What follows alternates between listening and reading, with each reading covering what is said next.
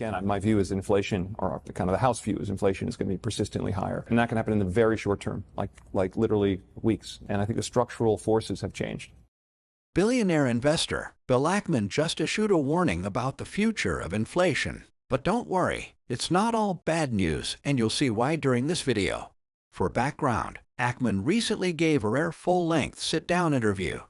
While this interview touched on a wide range of topics, it was Ackman's comments around inflation that really caught my attention.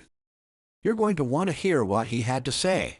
In this video, we'll explore Ackman's take on the economy, his reasons for believing inflation won't be going away anytime soon, and most importantly, how you can protect your money from the devastating impacts of high inflation. And by the end of the video, his practical strategy to make huge profits out of this situation. Let's dive in. Are you still figuring that rates at the long end, the 30-year, for example, or however on the long end, are still going to go higher? Yes. Look, I think there's, even in the relative short term, there are a number of reasons why rates can move a lot. Among them, right, we have a government shutdown. We're going into what looks like a highly probable government shutdown. We're going to have a data shutdown, right? All these little government agencies that put out data that the Federal Reserve relies on to decide whether to, adjust interest rates. They're going to lose access to that data. So we're going to have this sort of kind of dark period. We have probably the worst technical environment in our lifetimes for supply of bonds versus buyer bonds, right? We have China selling. We have Russia, to the extent they own any U.S. securities and more, selling. We have Saudi Arabia selling.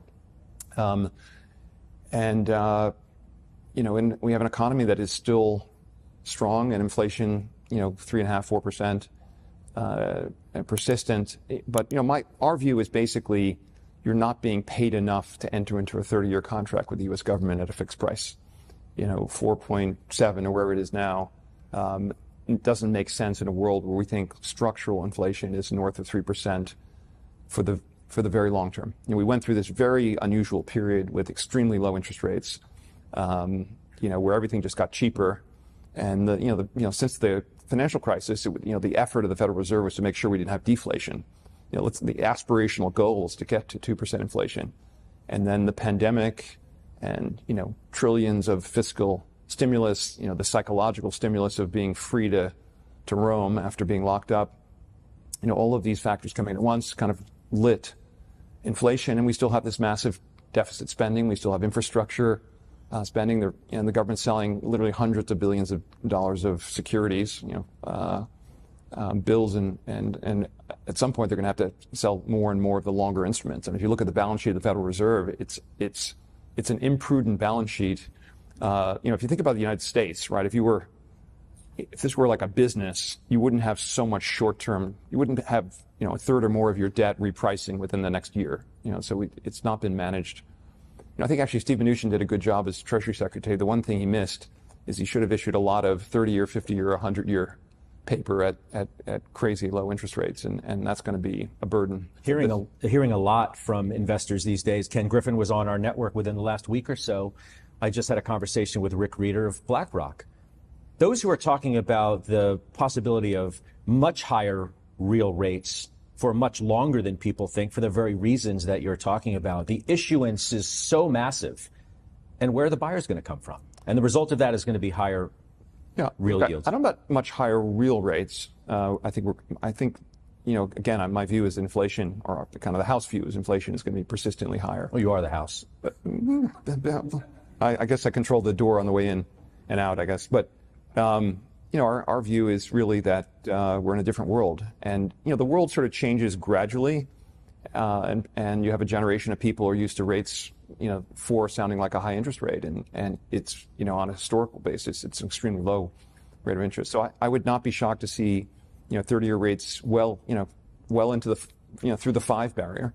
And you could see the 10-year approach 5. Jamie Dimon. And that can happen in the very short term, like literally weeks. We've seen a huge move in the last number of weeks. And I think a lot of that is investors kind of rethinking.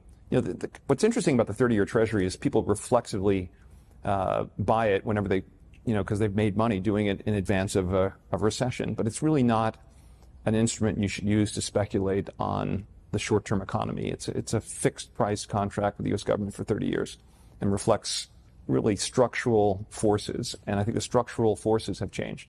In the past few years, the rate at which prices have been climbing has hit a level we haven't seen in ages. To find a similar time, you'd have to look back to the early 80s. For a long time, the big talk was about how inflation was too low, with some even worrying about deflation, which means prices are dropping instead of going up. That might sound good at first, but it's actually not so great for the economy.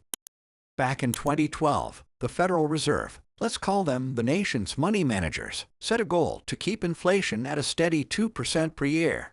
Hitting this target proved harder than expected, and it led some people to believe that rising prices wouldn't be a big deal in the future. Inflation is really all about how much stuff is available versus how many people want it. If a lot of people want something that isn't available in large quantities, prices go up. For example, during 2020-2021, the government made it easier for people to have money through direct payments and low borrowing costs. This meant that more people had the means to buy things like used cars. At the same time, car manufacturers were struggling to get the parts they needed, so fewer new cars were being made. With fewer new cars, people kept their older ones longer, and the number of used cars for sale went down. This mismatch led to a spike in used car prices. Ackman, who's made billions, has a hunch that the prices climbing all around us aren't just a temporary thing.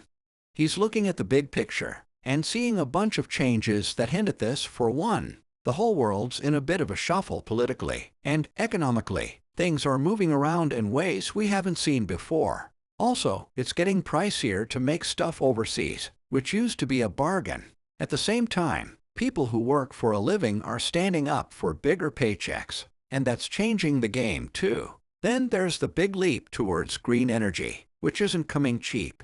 And have you seen the gas prices lately? They're so high that everyone's starting to think that digging deeper into our wallets might just be the way things are going to be from now on. Now, the Federal Reserve, those folks who try to keep our money worth something, might just keep cranking up the cost of borrowing money. They're hoping this will cool things down a bit on the price front. Sure, they've managed to get a grip on inflation for now, pulling it down from sky-high levels. But if Ackman's right, and prices stay stubbornly high, we might see those interest rates climbing even higher. That's a situation that usually makes investors nervous and can send the stock market on a bit of a roller coaster ride. Ackman, though, he's not sweating it. He seems to think that, like everything else, we'll adapt to this new money landscape. Take a listen. You must be negative to the equity market. I mean, No. how could you have a positive view of stocks if you think that that's the outcome for bonds, yields? Because if you own high quality, the key is owning businesses that have pricing power. Businesses that can do well in a world of, and by the way, many businesses can do well in a world of 3% inflation. The key is it's hard to manage a business in a world where inflation is volatile, or inflation is 8%, or the kind of crazy numbers. But many businesses can do very well in a world of 3% inflation. And the kind of companies we own, they're very much like royalties. So we own Universal Music, which is a royalty on listening to music. If there's music playing out there, Universal's getting a fraction of a penny for every song that's being streamed. Google's a royalty, if you will, on people advertising, on the web, right, or on YouTube. Restaurant Brands is a royalty on people eating at Burger King or any of their various concepts. Hilton is a royalty on people staying in hotels and eating and drinking and going to events. The beauty of these kinds of businesses is, actually inflation is ultimately their friend, right? As long as they can keep their costs, as long as their costs don't inflate as quickly as their revenues. And I think the nature of those, so I feel comfortable owning those kinds of businesses, even if inflation remains high. And also, again, historically, if you think about, what is the value of a business? It's the present value of the cash you can take out of it over its life, discounted back at an appropriate interest rate.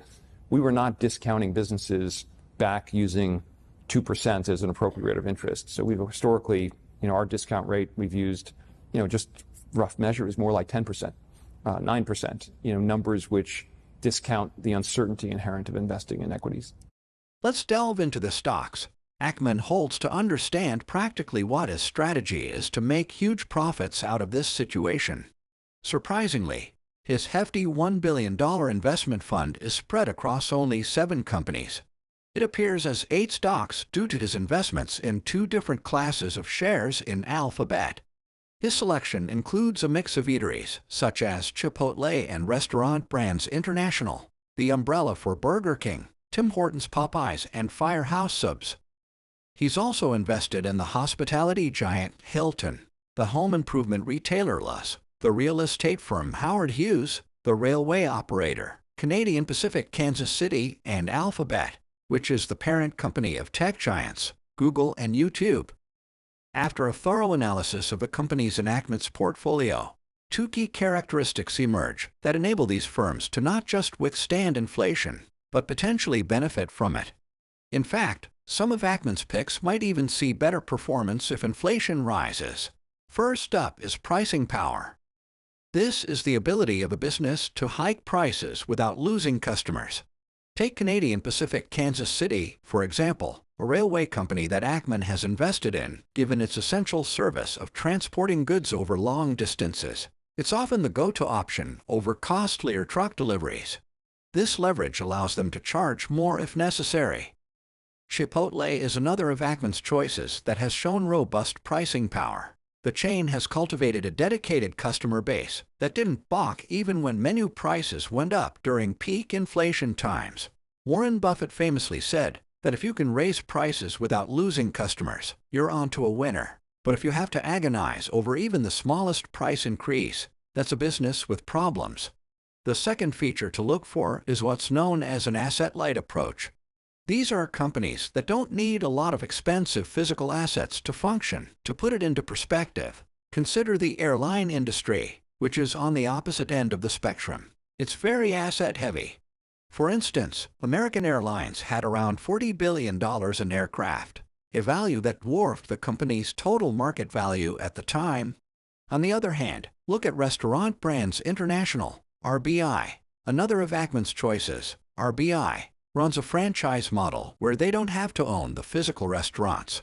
Local franchisees do. RBI simply collects a fee, often a portion of the sales, without the heavy costs of property and equipment. This setup makes the RBI largely resistant to inflation. In fact, as prices and sales increase due to inflation, RBI's earnings from franchise fees could rise without incurring additional costs. Ackman's investment strategy is to focus on businesses that act as royalties in their industries, reaping benefits as the industry grows and navigating through inflation efficiently.